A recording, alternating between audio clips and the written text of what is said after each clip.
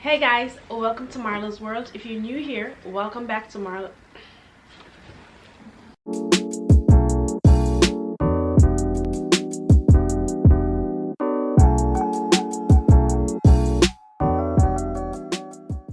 Hey guys, welcome back to Marla's World. If you're new here, welcome to Marla's World, and don't forget to subscribe to be a part of my world. So, if you're new here, this is kind of a weird video to start, but I wanted to do this video after the last or the second to last video I posted. It was very sad, so I unlisted it, so you can't really access it right now. And I did that because personally, like, when I went back to watch the video, I couldn't because it was just so sad and depressing. But I was at that state in my life, I guess, so it's gone, so you can't see it. But anyways, I'm just here to explain a little bit. But first of all, I want to say I am not anti-marriage. I'm actually proud of all married people who can keep it together and like all that good stuff. I'm all for godly marriages, and I just feel like there's certain instances, and even in the Bible there are instances where divorce is okay, like when there's abuse. Can I say that on YouTube? Yeah, when there's that, and like infidelity. Those are like the two main ones. And I feel like even though I wasn't physically hurt, like I feel like I feel like I was mentally and emotionally abused, like on the daily. And I'll give you examples in a little bit, but yeah. So I know that I needed to get out of the situation, and that's why I can honestly say I am honestly happily divorced, and I am super happy and I'm super grateful. And I just want to shout out all the people that had prayed for me, that fasted for me, that sent me encouraging words. I saw them all, and I appreciate each and every one of you. And thank you guys for taking the time out to listen to me rant. And just thank you guys just for being there, because honestly, it's been my marriage and onwards, it was like one of the hardest parts of my life that I've ever been in. And it was just a lot, and I just felt like I was in a place where I was going through the same thing over and over, and I felt like it was my fault because I kept, like, not saying going back, but I keep allowing myself to be treated the way I was when I shouldn't have. And I feel like that's the other thing. I did that mainly because, like, I'm a Christian, right? And I'm supposed to be married till death do us part and things like that. But there comes a point, like, when you just know that it's not for you anymore, and you just got to do what's best for you and just end it all.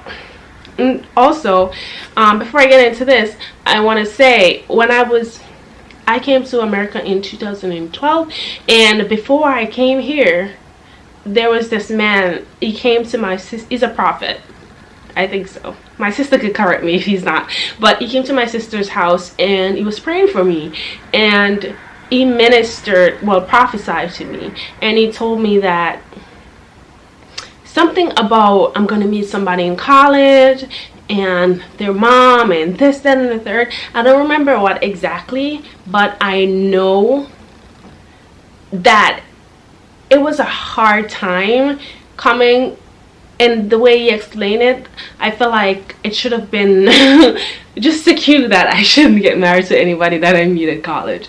I'm not making any excuses, but I feel like I thought I passed that person, so I didn't think it was that person, my ex. But anyways, let me just get into this. Yeah. So I got married in March 2019, and when I got married, honestly, I shouldn't have gotten married. I'm gonna say that. There are probably red flags that I honestly ignored and everything, so you can blame me for that. But also, after I got married, like, I feel like a lot changed. Like, it's like I'm living with this person, and I just felt like I didn't know the person anymore, and they were just emotionally and mentally abusive to me. Like, for example, I'll be on the bus going to work, right? And I'll get a call, and the call would be like, you know what, I don't think we should be together, we should break up. And it's like, it's almost like I'm begging this man to be with me. And I'm like, first of all, I'm in a better position than you and I'm begging you to be with me. It's just frustrating. But like, obviously, like, I'm trying to be a good Christian, so I'm like, oh, let's work this out. We go to counseling. We went to counseling. We went to counseling with a pastor. We went to counseling, like, a paid therapist. We went to him, and I think he was, like, heavily involved in the church, too. And at one point, I can't lie, he kind of almost cussed him out. But it was just so bad. Like, I feel like even the therapist, like, he felt bad for me. Like, it was just ridiculous. He literally felt bad for me, and I feel like he was kind of ready for me to get out of the situation without saying it. But it's like, at this point, like, there's nothing more you could do. But I just felt like I kept fighting and fighting and fighting, like, in hopes that things would change and that the person would get better and that things would get better. But there were over 20 times, and I'm not gonna lie, there were literally over 20 times that he left. Like, he packed up his stuff and he left. Like, he left her home and went back to his mom's house, like, several times. And if I say like a lot or any filler word, excuse me, but it's just easy. So it was just hard. Like, I'll come home and then his stuff would be gone, or I'll be on my way to work and he's like, oh, I don't think we should be together, I'm leaving. Or I'll be at work and I'll get a text or something and say, oh, I'm moving out, so when I come home he wouldn't be here. You know, it's just like, I'm going through all of this and I'm at work and I still have to do my job, so I have to pay bills, I have to buy groceries, I have to do all that stuff, right? And it's just like, I was dealing with a lot. I remember, like, just listening to music at work to make me feel better, and I'll be crying, and then I'll be texting a few friends here and there, and it was just the hardest thing that I've ever had to go through. And people don't understand that. I feel like even now some people are really, like, judgmental because, oh yeah, I got a divorce or whatever. But at the end of the day, I feel like they've never been in my situation or my position where, like, you're mentally and emotionally abused. Like, one second you're wanted, or so they say, and the next second you're being accused of cheating. Oh, I remember wanting to go to a fasting like a retreat, and I was like, oh yeah, I think that's a good idea, I think I should go. And mind you, the person got to come to, like, I didn't say, oh no, you cannot come or anything. You could literally come, but the first thing he chose to do was like, oh, you're just trying to get away from me kind of thing. And it's like, that was not the intention at all. I remember one time my best friend, she came to visit, right? And we went out to a restaurant, and we had fun and whatever. And then all of a sudden we get home and it was nighttime, so he just randomly told me, oh, I'm leaving, or something like that, like, for no reason. Like, you guys don't understand, and that's the thing that ticked me off. Like, it'll be for no reason at all. Like, he'll just be random, like, oh, I'm leaving, okay? And so now he's gone, and I'm really embarrassed, because can you imagine, oh yeah, your best friend is here and your man's leaving you. Not your man, your husband is leaving you, and it's for no reason at all. So just imagine that. But that time he did come back before she woke up. I think I told her, I'm not sure, but if you didn't know, Shanae, now you know. And also, like, another time I wanted to go to New Jersey with my friends, because we was gonna go to Times Square, so we got an Airbnb and we're gonna hang out together, because she's from Texas. She came to visit me, and I told them I was going because I haven't seen her in years, because since high school basically I haven't seen her, and I really wanted to, like, just have a little getaway kind of thing for the weekend. And he's like, oh, I want to come. I'm like, okay, not a big deal or whatever. So I told my friend, and so we get there. No, even before we got there, that was like a month before, because we kind of booked everything earlier and stuff. So like the day before we go, he's like, oh, I don't want to come, or something like that. Oh, he like, it's just a sudden mood change, and like he doesn't want to go or anything. So I'm like begging him, because I already told my friend and I don't want to look bad or anything. So it's like I'm trying to save face kind of thing, and just have him go with me. But at the end of the day, we went and we just are arguing over dumb stuff. It was just beyond ridiculous for no reason. Like, even we go on vacation and like would just be arguing for no reason. Like, he'll literally pick a fight with me for no reasons. Like, oh, you don't love me, this, that, and the third. You don't love me. Why are you with me? If you don't love me, why are you going to be with me? And oh, you're cheating on me. Like, I've never once cheated on this dude, and he left me so many times. Like, I feel like I don't condone cheating in any way, shape, or form, but I feel like if I cheated, he would have deserved it. I'm not a cheater, and I would never cheat, but I feel like in that sense, because the way you were treating me, like he was treating me, he was leaving me, he was just telling me stuff. Like, sometimes it made me feel like I was just like a prostitute. Yeah, like, it's like, why are you doing all this to like belittle me and like make me feel bad? And like, and at the same time, I'm expected to cook, I'm expected to clean, I'm expected to buy groceries, I'm expected to do all these things. You have his family members that are texting him, oh, you're losing weight, da da da da da. Meanwhile, when I go grocery shopping, I basically go grocery shopping for him. It's like, even now when I do go grocery shopping, I go when I want to cook for myself. So like, when I was with him, I was going to grocery shopping more often. Well, I was basically doing everything. The only thing he had to do was pay half of the rent, and that's it. But I was doing more. So I don't know, it was just a lot that was expected of me, and I wasn't given anything in return at all. I wasn't loved, I wasn't taken care of, I wasn't protected. Like, people were like, he had people saying stuff about me, and it's like, he didn't want to defend me. All he would do, and this is another thing, he would come back to me and tell me stuff that people say about me, and it's like, why are you telling me? What did you say to defend me? And you say I'm your wife, whatever. It's like you just want to make me feel worse than you already were making me feel on your own. You know what I'm saying? It's like, why? And I was dumb enough to stay in it. Like, because if it was my friend, I was like, girl, you need to leave that man.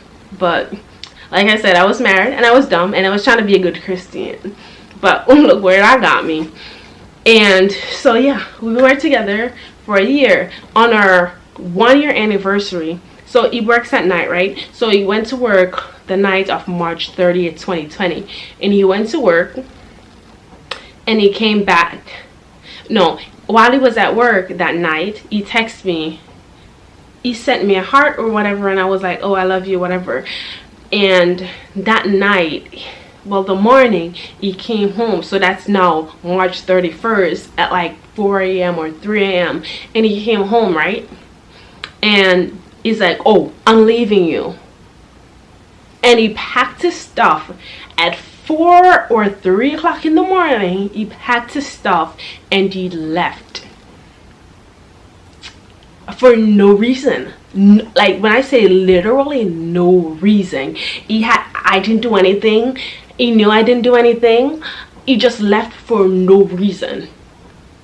And after that, of course, he was begging to come back and everything, but that moment, he left for no valid reason. Like, he just packed, like, and I was used to that at that point, because like, I remember, like, there were several times, like, I can't even count on both hands how many times he actually packed his stuff and left. When I say packed his stuff, I mean like he literally emptied every jar or whatever. He would give me back anything I bought, like threw it or whatever, and then he would just leave.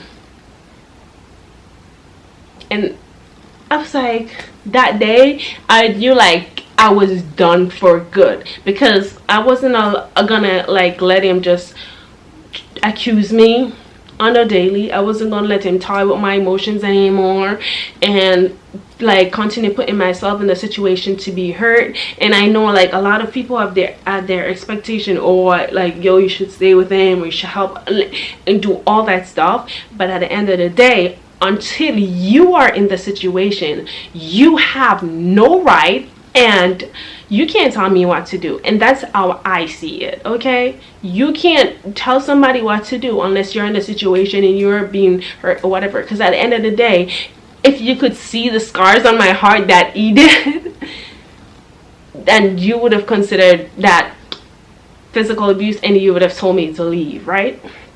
So I feel like it's no different. Like, yes, there is a difference, but you can't tell me how that feels. You know what I'm saying? Like, you're not in the situation. So it's like I survived a year and then we broke up, and he was just always trying to come back, and like every now and then, like, he'll text me, oh, we should be together, or God told me we should. Oh, he would say God told me to be together, like when we're not together, and while we're together, it's like, oh, God said we should break up. And it's like,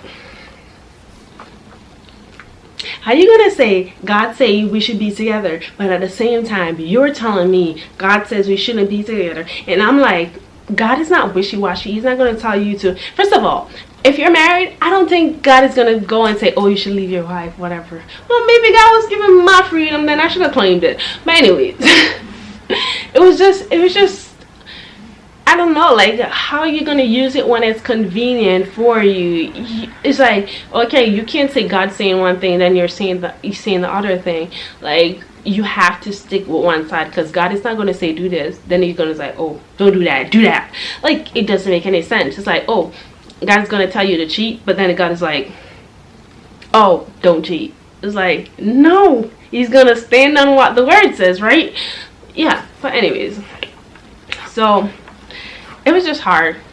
I'm sorry if I'm all over the place, because I just feel like there's a lot to say, and I just want to just lay it all out, because I'm not gonna be talking about this. I'm gonna be moving forward to bigger and better things all 2022 period and beyond. So I just want to put this out there. And I know I might seem happy, because I really am happy. Like, you have no idea how happy I am about how this is going.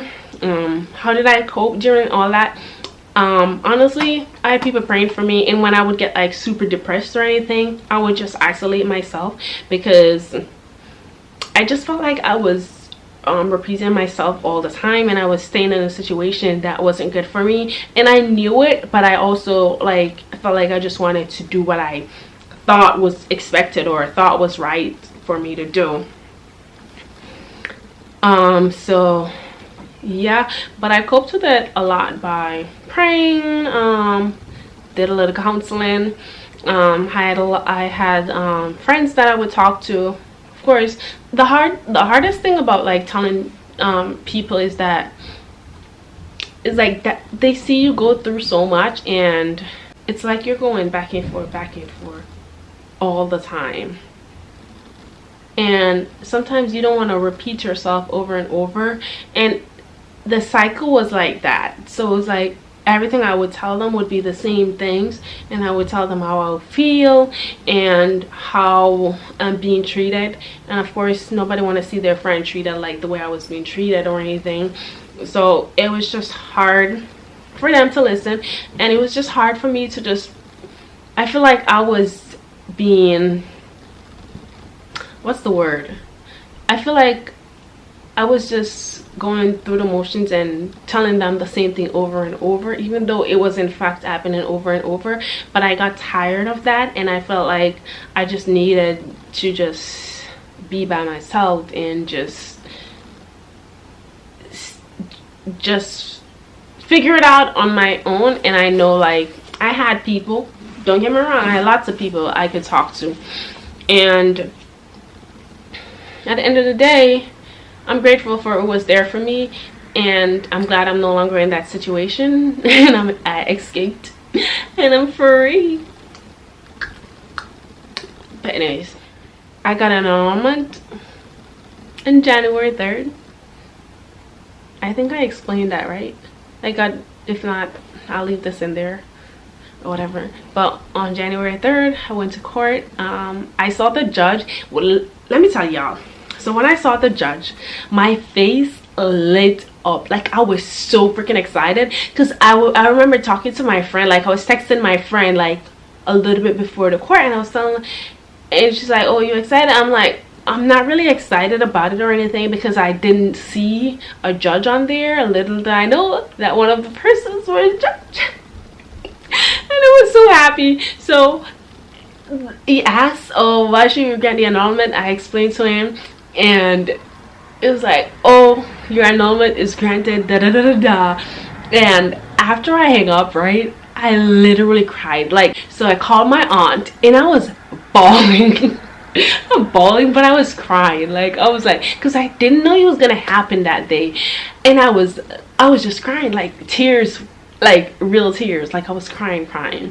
And then I called my boyfriend, and I was so excited because I was free. Yes. So after almost 2 years, so the marriage lasted 2 years, the annulment almost 2 years. But like, so can you just imagine how free I felt?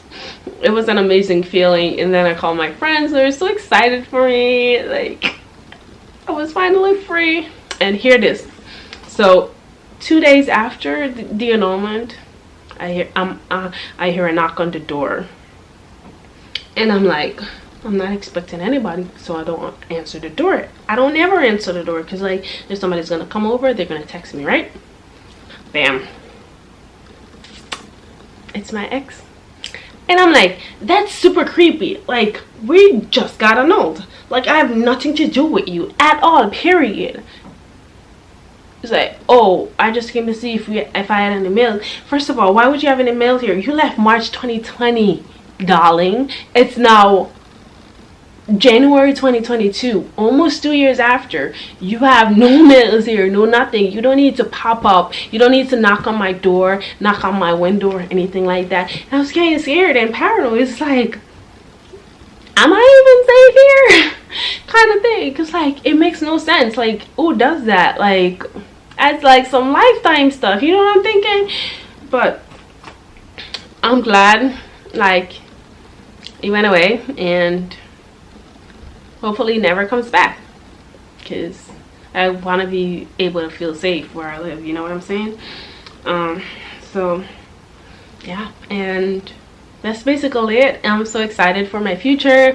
My life is at a good point right now. I'm just so excited. I'm overjoyed, and I'm still celebrating, because this is one of the biggest blessings, and like, it's the best way to start my year. And I'm so grateful that the judge granted the annulment that day on January 3rd, because I feel like if he didn't, like, I would be very sad that day. But instead I was crying tears of joy. I don't think I'm forgetting anything. Yeah, I just know that the 1 year that I stayed married, I was stupid and I was dumb enough to do that. And at the end of the day, I am just so grateful. My phone is telling me it's my bedtime. At the end of the day, I am so grateful. I learned a lot. And I'm not settling anymore for anybody at all. Yeah, I don't care who you are. So I'm just super excited for what God has in store for me, and this was the best decision I've ever made, was to be free. And I don't care how much you try to come back or anything like that. You know that quote that says, don't ever go back to anything you've had to pray yourself out of? That's for me a constant reminder that I should never ever go back to anything that I had to pray myself out of. Like, I'm not settling anymore. I'm not dealing with no monster-in-law. I'm not dealing with any of that stuff. The year of blessings and breakthrough and freedom and chain breaking, like all that. Like, no more bondage, none of that stuff. I'm free. I'm happy.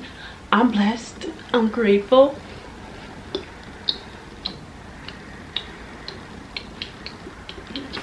But yeah, I don't know if I don't think I have anything else to say. If I had anything else to say, I'll probably leave it on the screen. But I'm so excited, and thank you guys for being on this journey with me. So I won't be talking about this anymore on my page because I'm leaving this behind. I should have left it in 2021, but it didn't happen till early this year, so I needed to address it, especially after that depressing video that I put out. So yeah, if you need someone to talk to, if you're going through something similar, my Instagram DM is always open and I'm there. And yeah, and don't let this terrible story scare you from being married and being happy or anything like that. There's still amazing people out there, both male and female, and you'll be surprised what God has in store for you. So yeah, I think that's it. So anyways, I just want to thank you guys so much for watching. I appreciate you guys for watching this far. If you have, I'm going to try to be more consistent this year. That's my goal. Even though I have so much going on with work and school, I'm taking 2 accelerated courses right now, so that's exciting, and other personal things that I have going on right now. So yeah, but I'm just so excited for everything, like the hard stuff, the good stuff, not for no bad stuff, but like I'm welcoming all the challenges and like all the blessings and everything that God has in store. So yeah, that's it. I'm so excited, and I will see you guys in the next video. So thank you guys so much for watching. I appreciate you guys, love you guys, and yeah, that's it. Peace out, and I will see you in the next video. Bye.